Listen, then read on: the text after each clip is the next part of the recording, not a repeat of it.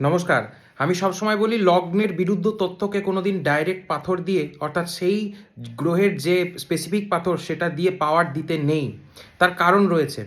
আর আজকাল দেখি হাত দেখে অনেকে নির্দ্বিধায় যে কোনো স্টোন সাজেস্ট করে দেন। হাত দেখে বিভিন্ন স্টোন দিয়ে দেন এবং তারা পড়েও নেয়। তো ম্যাক্সিমাম ক্ষেত্রে সেটা কিন্তু হিতে বিপরীত কাজ করে এবং আপনার উন্নতির জায়গায় অবনতি ডেকে আনবে। কিভাবে আমি এক্সপ্লেন করে দিচ্ছি দেখুন।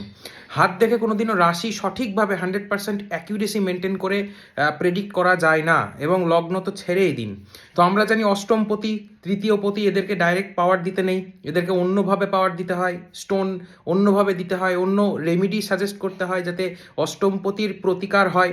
তো এবার ধরুন হাত দেখে কেউ আপনাকে মঙ্গলের জন্য একটা প্রবাল দিল, আপনার হয়তো শরীরের রক্তের সমস্যা বা আপনার দাম্পত্য জীবনের সমস্যা আসছে বলে একটা প্রবাল সাজেস্ট করে দিল, কিন্তু সেই মঙ্গলটা যদি তার অষ্টমপতি হয় বা সেই মঙ্গলটা যদি তার তৃতীয়পতি হয় বা সেই মঙ্গলটা যদি এমন কোনো নক্ষত্রে থাকে যে নক্ষত্রটা মোটেও অসপিশিয়াস নয়, তখন কি হবে? ওই প্রবালটা তো হিতে বিপরীত কাজ করবে, মঙ্গলের পাওয়ার অ্যাবনর্মালি বেড়ে যাবে বা কমে যাবে, তখন কি হবে? আরও বিপদ বাড়বে। কাজে হাত দেখে তখনই সাজেস্ট করতে হয় পাথর যখন সে প্রচণ্ড অভিজ্ঞ হবে এবং কনফিডেন্স থাকবে 100% যে হ্যাঁ এই গ্রহটা পীড়িত বা এই গ্রহটা দুর্বল, তখনই কিছু ক্ষেত্রে দেওয়া যায়, নচেত নয়।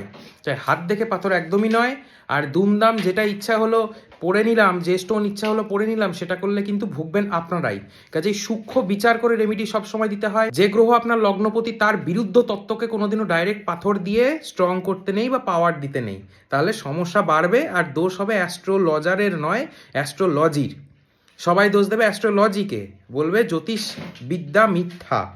এটা নয়, সঠিকভাবে বিচার করতে হয়। এই সূক্ষ্ম বিচারগুলো না করলে প্রবলেম আপনারই হবে। তাই অভিজ্ঞ একজন জ্যোতিষকে দিয়ে আপনার বাচ্চার দেখাবেন এবং সঠিকভাবে সঠিক সময়ে রেমিডি ধারণ করতে হবে, তবেই হবে কাজ। ভিডিওটি অবশ্যই শেয়ার করে দেবেন। ভালো থাকুন।